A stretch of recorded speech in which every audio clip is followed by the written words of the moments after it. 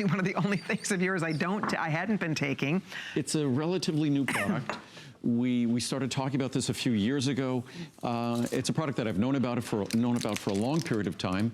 And like all of my products, we put it through a careful review of the science before we create the product. Even if there's a demand for the product, I first want to make sure that the product is not just, the science isn't just interesting, but the science is compelling. And when it comes to vitamin K2 MK7, it's hard to imagine an ingredient that could be more important to all of us. And I say that not just in terms of bone health, I say it in terms of cardiovascular health. And whenever I say that, people ask me, cardiovascular health, how does that have anything to do with bone health? And how does that have anything to do with calcium metabolism? Well, calcium, it is not just present in our bones. Calcium is found throughout our body. Calcium plays a critical role throughout our body, but calcium, the sort of the reservoir in our body for calcium is our bones, and of course it also plays a structural role there in our bones. But calcium can also find itself in other tissues that we'd rather not have it there. We don't want things to calcify. We'd rather not have calcium deposited in our arteries. If it does so, our arteries become less resilient, less flexible. And one of the most beneficial attributes, one of the most youthful attributes of healthy arteries is their resiliency and flexibility. So we really want to avoid, we really want to resist calcification of those arteries. And a recent study that was just published on vitamin K2 MK7 spoke specifically about that. And over a short period of time, just a matter of months, a significant increase in arterial flexibility was noted.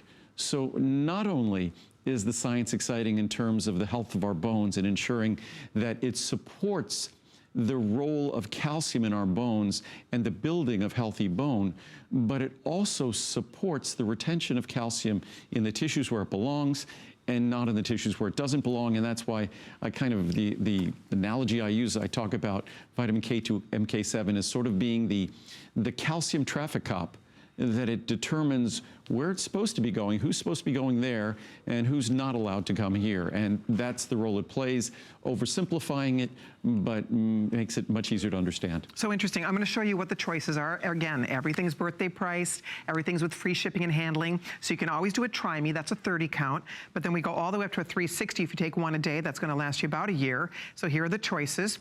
Here's the regular everyday HSN pricing for the birthday month. You have $89, $40 off, $20, $10, or $6 off, depending on the size you'd like us to send you if you're not taking it yet. This is an exciting product. It's a remarkable product that has so many cool health benefits. I always love learning about something new. This is something that up until recently, we hadn't talked about a lot on the air, and I think more and more of us, our ears perk up when you realize the huge health benefits by adding this into your vitamin regimen. I encourage everyone to do research on vitamin K2 MK7. It is technically, it shares the same name as vitamin K1. And vitamin K1, the origins of vitamin K1 is all about blood clotting. And in fact, the original name of vitamin K comes from the fact that in German, where it was first identified, the word for coagulation it's spelled with a K. So that's vitamin K1. That's phytonadione. But vitamin K2, MK7, is a different chemical structure. This is vitamin K1, this is vitamin K2, MK7, and as you can see, the 7 comes from the 7 groups that are attached to the same structure on both molecules here. These 2 ring structures are identical on both molecules, and the difference is that long chain.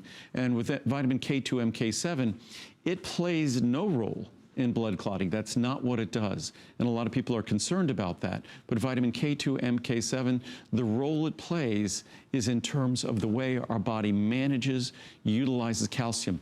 Whether we have to consume some calcium in our diet. We need calcium in our body. It's an essential mineral. It's absolutely has to be part of the structure of our bone. It's also in all of our cells because we have principally 4 electrolytes in our body that are responsible for much of the osmotic pressure we experience in our body, whether it's sodium, potassium, calcium, magnesium. They all have to be there. And unfortunately, because of the ubiquitousness, the the constant presence of calcium in our body, there's a risk of calcium being deposited in areas we don't want it. Vitamin K2 MK7 resists that, and that's the remarkable role it plays in both the health of our bones and the health of our cardiovascular system and retaining and supporting flexible arteries. See there? I mean, how cool that one capsule, and they're really pretty. They're really interesting. They're beautiful little golden capsules. And again, for your cardiovascular health as well as for your bone health. Look at how pretty they are. I mean, if you get the 360, that's about a year's supply if you take one a day. Little tiny investment. And that's all you need to take is one a day. That's it, one a day. Yes. And it works hand in hand with everything else you're using. I doubt this is something that we're getting an abundance of in our diet. We don't, unless you're eating Japanese natto, unless you're eating, fermented products from Japan, you're not getting vitamin K2 in the typical diet at all. Not a little, at all. Oh, there you go. Okay, what'd you tell me, Steve? He wants us to mention... I just want to mention it. In the next hour, we'll talk about the monthly special at greater length. Great. But as long as we're talking about cardiovascular health, we'll talk about it later